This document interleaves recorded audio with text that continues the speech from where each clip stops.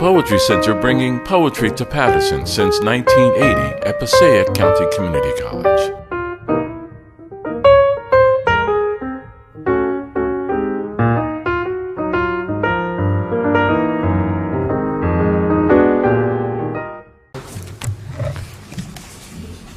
I worry about my friends, 3 women of a certain age, never married, good women, each clinging to a significant other for years, decades even, to men I don't know, 2 divorced twice, and fathers of grown children, the 3rd harboring an old mother.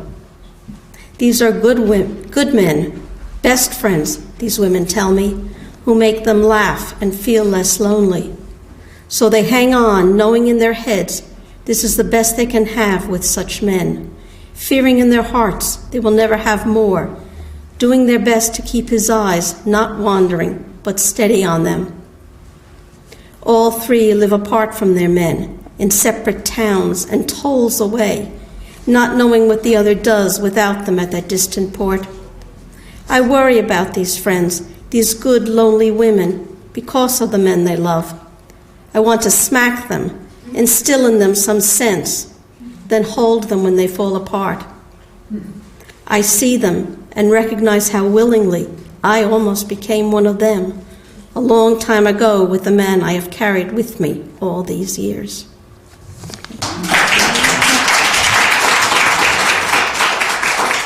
Carol Rittenberg.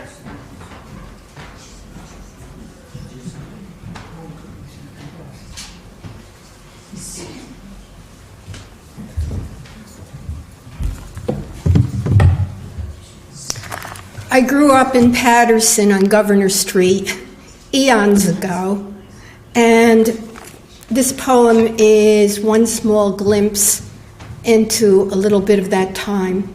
It's called The Jesus Man. He always came during the summer months and stood in the road facing a crowd of kids, some seated on the curb, others standing, facing him while he preached words I didn't understand and had never heard before. Ours was a mixed neighborhood, some black, though not called black in those days unless you wanted to get beaten up. The rest of us white and mostly Jewish. The fascination was the accordion he played and the songs he sang. It was the music, only the music. Whenever he came, all the kids would run excitedly up the street to listen and be enthralled, shouting the rallying cry, "The Jesus Man, the Jesus Man!" Many of us didn't know who Jesus was, nor did we understand the words we heard. We just loved the mesmerizing music. But he was the Jesus Man, and I was a little Jewish girl whose mother, always attuned to every sound in the neighborhood, would come to drag me away from the beautiful music before I became corrupted and at the age of 5 or 6 decide not to be Jewish anymore. Thank you. Janet Albrecht.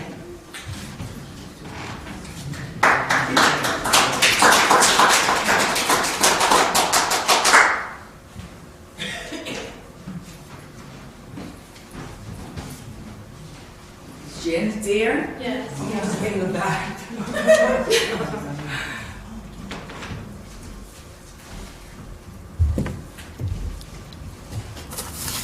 Easter is coming this month, early this year, and I brought an Easter blessing.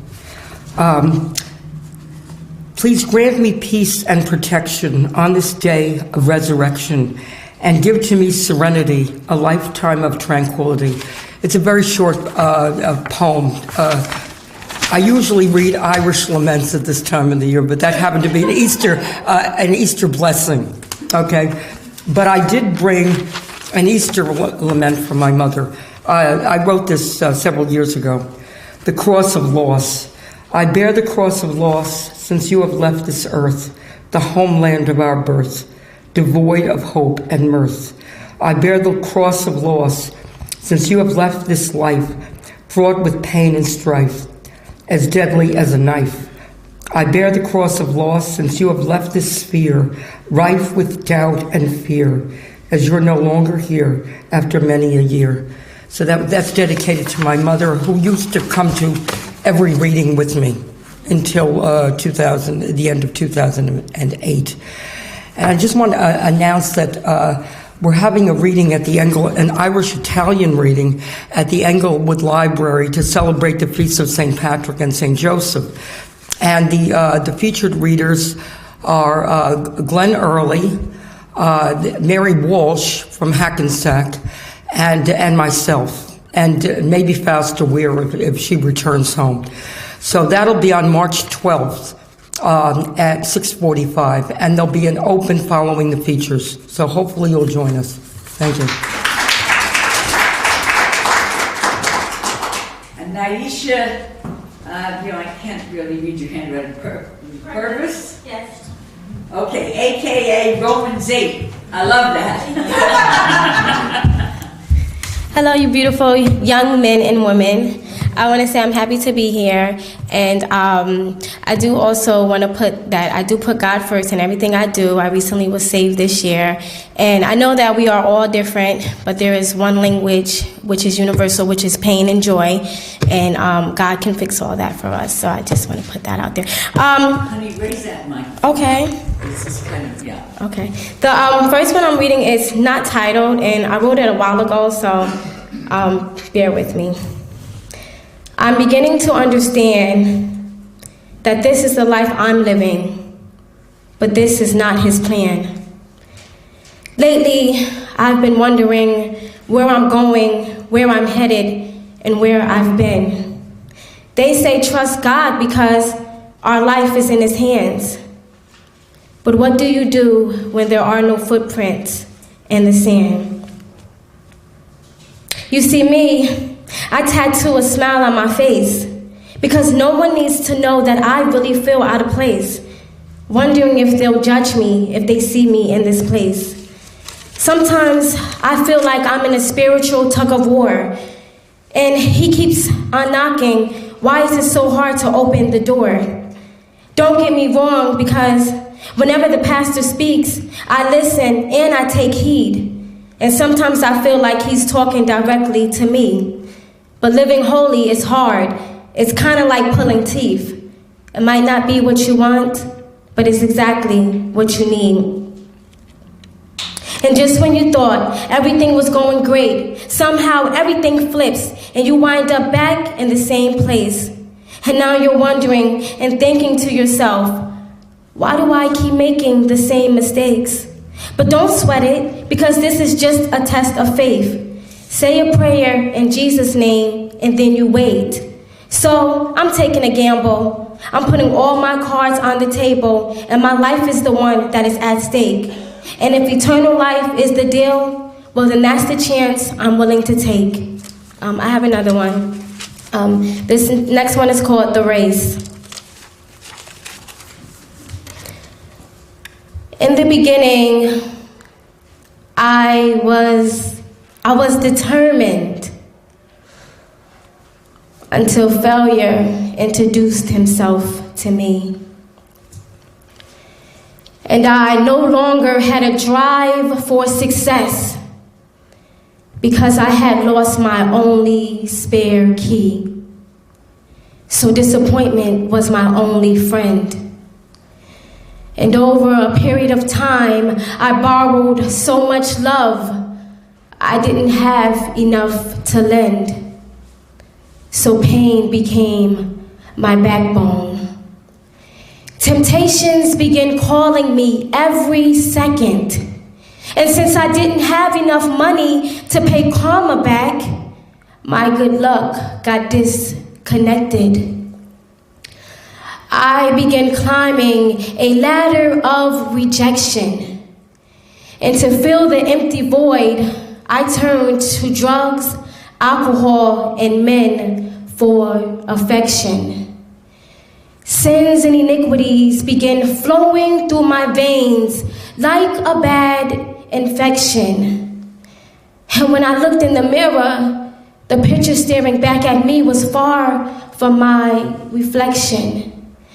And over the years, my poor heart has harbored so much abuse that it now sits at the bottom of my chest in the do not disturb me section. But don't get me wrong, because I studied the Bible on occasion. But whenever there was a pop quiz, I failed every question. I began to realize that this teacher called life was confused, because first she gave us the test, and then she taught us the lesson.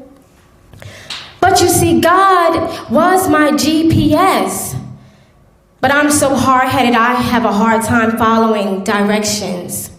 So instead of making a left in 500 feet, I was always missing my blessings. And there was a constant battle between life and death. And finally, my soul got arrested.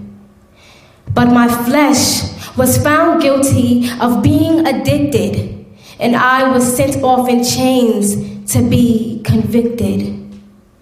And as I sat in the jail cell of my past, I called on the blood of Jesus, and all of my guilt was evicted.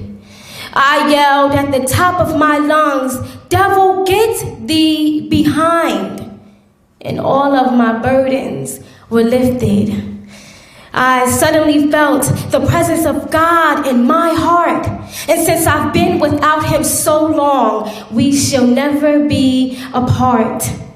And every morning I wake up, I can't wait to talk a marathon of his amazing grace. Because I know from now on, no judge will ever convict me. Because behind closed doors, they're pleading to God about their own case.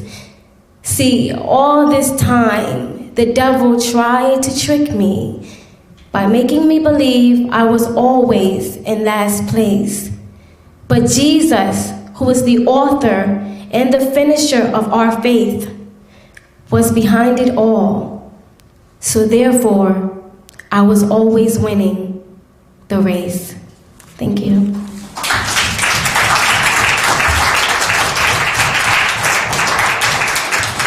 Let's give Maxime. Tommy Maria, I'm at the back. Okay.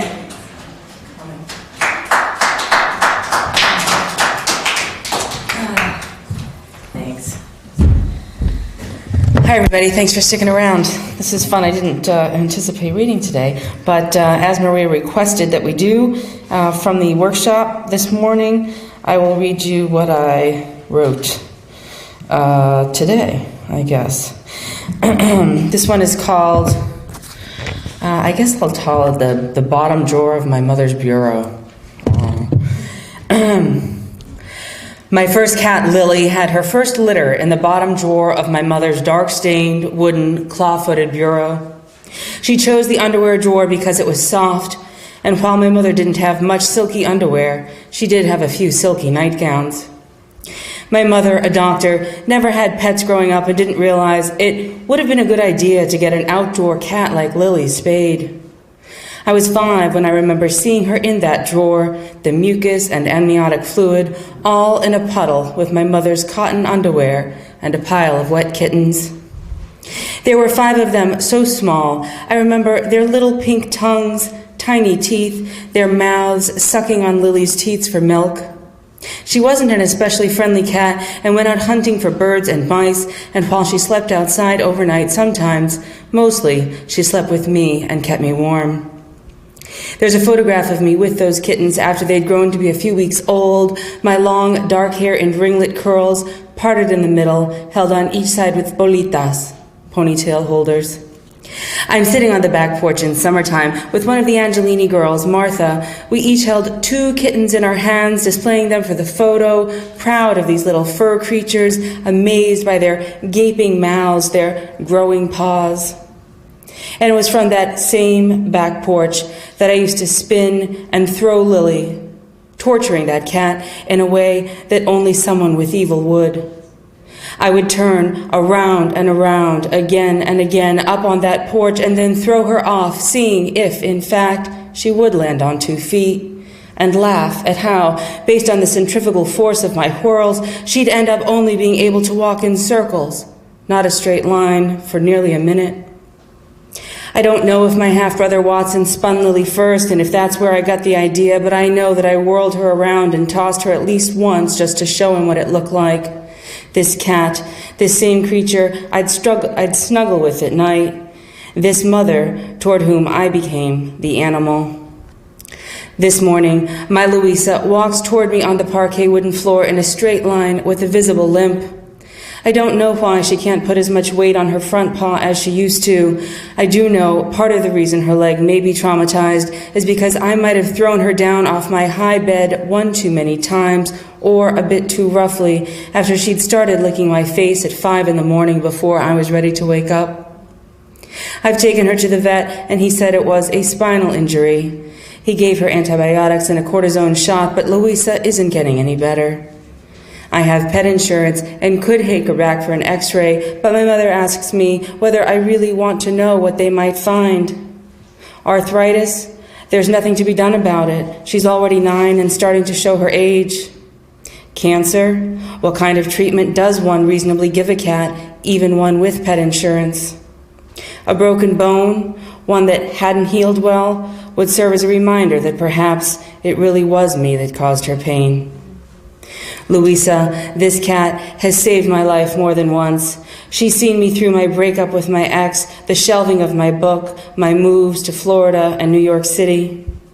Louisa, her soft gray fur mottled with orange and cream, has been a Buddha, resting peacefully on my bed, even snoring sometimes, or just pawing on the refrigerator door for a taste of yogurt for a treat. She meows when I first walk in after work and talks to me, jumping into my bed only when the lights are out for the night and only when the sun breaks in the morning.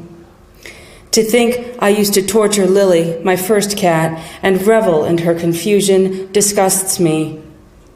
To think I may have caused harm to Louisa makes me equally disgusted today. I wish I could stuff my animal instincts into the bottom drawer of my mother's bureau and seal it off for good. But like the meows from the kittens Lily birthed in a pile of cotton underwear and silky nightgowns, my bad behavior, those animal instincts, still cry to be let out.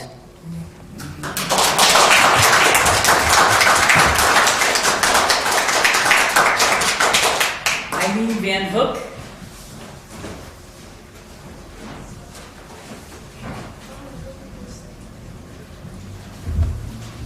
Hi. I have 2 short poems I'm going to read. The first one is called Red. The wolf is at your door, Red. He isn't here to save your soul or sell you tasty cookies. He's here to satisfy a constant, raging hunger. He taps gently on your door, whispering your given name.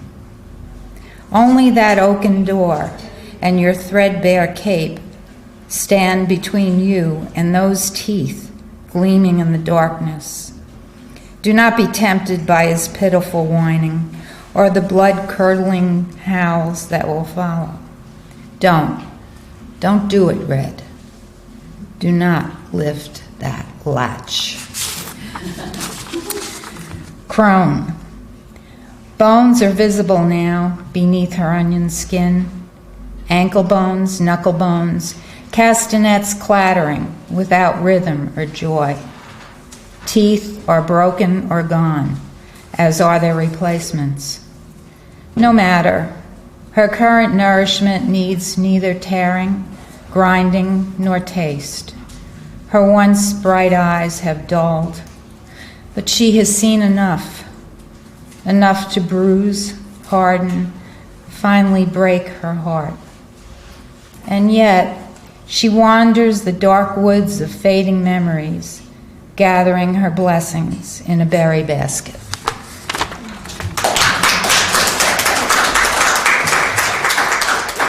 Jim Gwynn.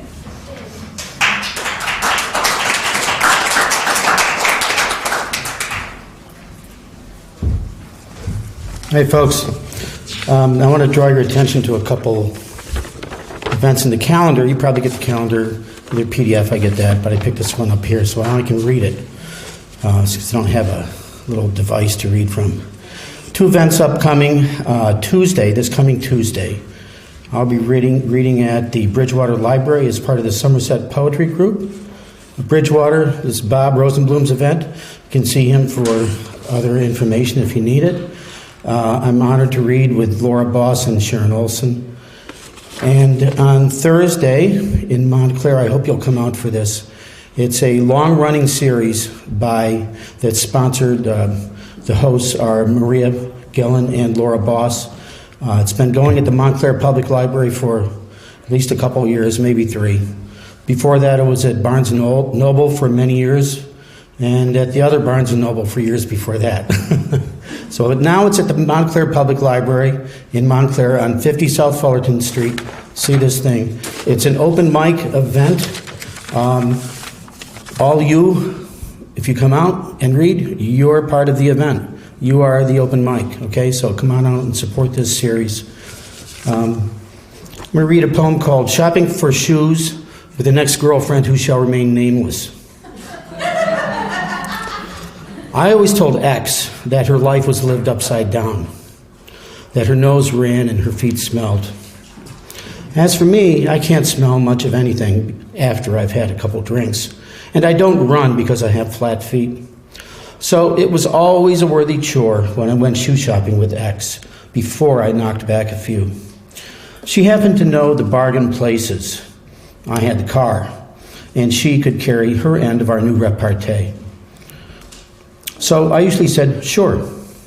I go for what looks like black Oxfords with laces, but have rubber soles so I don't slip at faster RPMs. I don't like loafers, don't go for medium widths, has to be 9.5 wide. Has to be cheap, so no Italian. Maybe cheap shoes are why I have flat feet. And even though cheap, can't be from China. So after a few quick attempts at a fast sale, the clerk, somehow we always picked the stores with a male sales clerk, would always abandon me to go help X. And when the shoes came off, the old shoes came off, that's when I'd drift off. Oh yeah, it would be better for X to try on sandals on a summer day at the outside tent sales event. But don't get me started. So there we were bemoaning winter. We, I say, because the men's section used to have just me shopping there, but got filled up after one by one the men in the store filtered over after, of course, surreptitiously snapping pictures with cell phones, until you finally saw the other side of the store empty, except for X commandeering the clerk for at least an hour, heaps of boxes of rejects towering around where she was seated.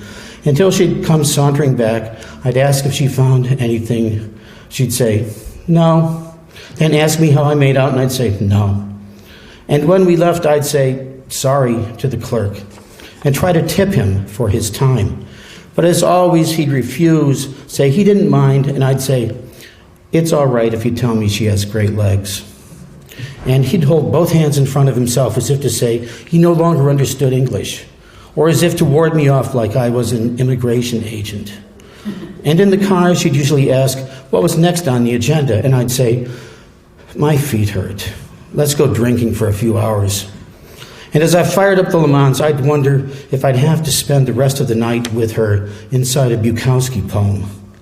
Then realized I didn't care, because the bar we were going to was so smoky you could hardly breathe. And yes, she did have great legs. Thank you. Bob Ward.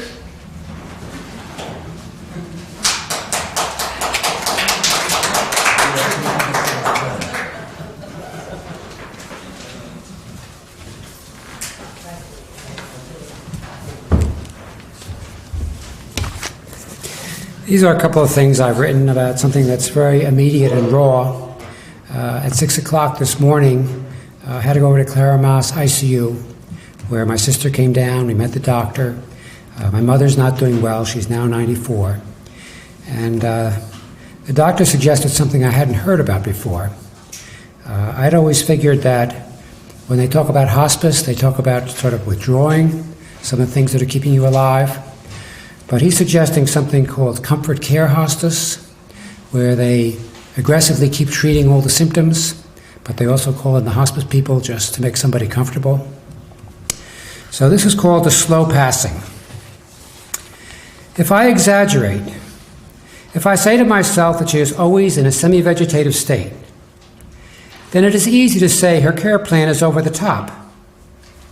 But when she comes back, even if only briefly, her smile embracing the news as I tell her about grandchildren and their families, then everything that is done to keep her alive makes sense, except that these lucid moments pass quickly.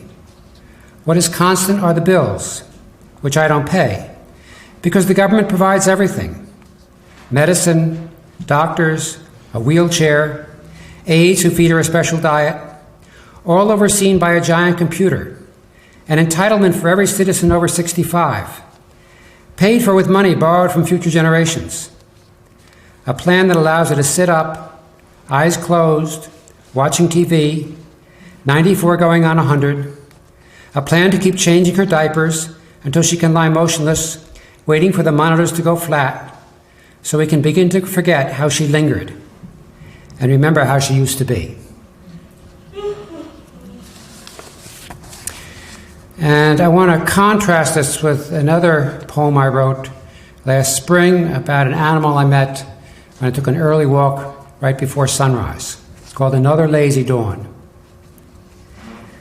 The old porcupine walking down the path, his path, even though it was an old logging road made by man, he did not care. It was easier to walk on the level where the branches had been cleared away. He did not notice I was following. He moved with difficulty. His knees and hips were stiff. Finally, he stopped and turned sideways. He saw me.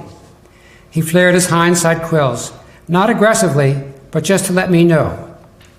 If I was a hungry predator, he could not run fast or fight hard, but he would stand his ground. He understood the ways of the world, life always accepting nourishment from what has just been killed, whether a leaf, an insect, or a creature with fur. He knew it was his time to become a meal. So we just waited, looking at one another, until he grew bored and walked on. He came to a favorite tree and began to climb. It was morning. He found a familiar hole and crawled in. Sleep came quickly. He did not dream about being young. He did not dream about his next walk. He was already beyond that. He was ready to move on. Thank you.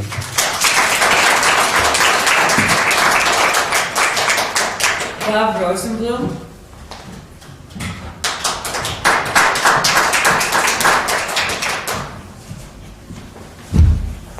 Let me just finish that announcement that Jim started. The readings at the Bridgewater Public Library, it starts approximately 7 o'clock. It really starts a little bit closer to 7:30, gives people a chance to get there. It's relatively easy to get through. It's pretty much the Bridgewater Commons Mall and a little bit east. From here, it's Route 287 south and getting over to Route 287 either through 80 or 78, Garden State, whatever. But there are directions online. Also, if you pick up the calendar, my cell phone is on there, plus my email. So, and if you want to talk to me afterwards, that's okay too. It's really not that hard to get to, but it's a little bit of a hike. The poem I'll read is, If My Father Were a Constellation. If my father were a constellation, he'd be Orion stalking midwinter central Jersey, 30 miles west of his rent-controlled Brooklyn apartment. He'd be up there lighting a cigarette in our foyer, leaving from my house, leaving a smoke trail and pissing off my mother. He'd wear his blue ski jacket, his shield, an oversized belt, 2 punch holes too long to hold up his Army-Navy pants, the result of weight loss, cardiologist's orders.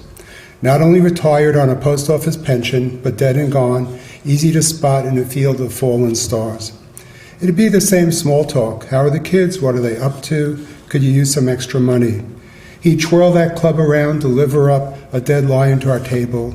Oh, my Orion, hunter, helper. I know he's up there tonight, roaming around thick clouds. I can always tune into his voice. You need a haircut. Zip up your jacket, cross at the corner, don't join any leftist organizations. I hope you're not smoking pot. Stop trying to do everything, do one thing well. It's a loving voice.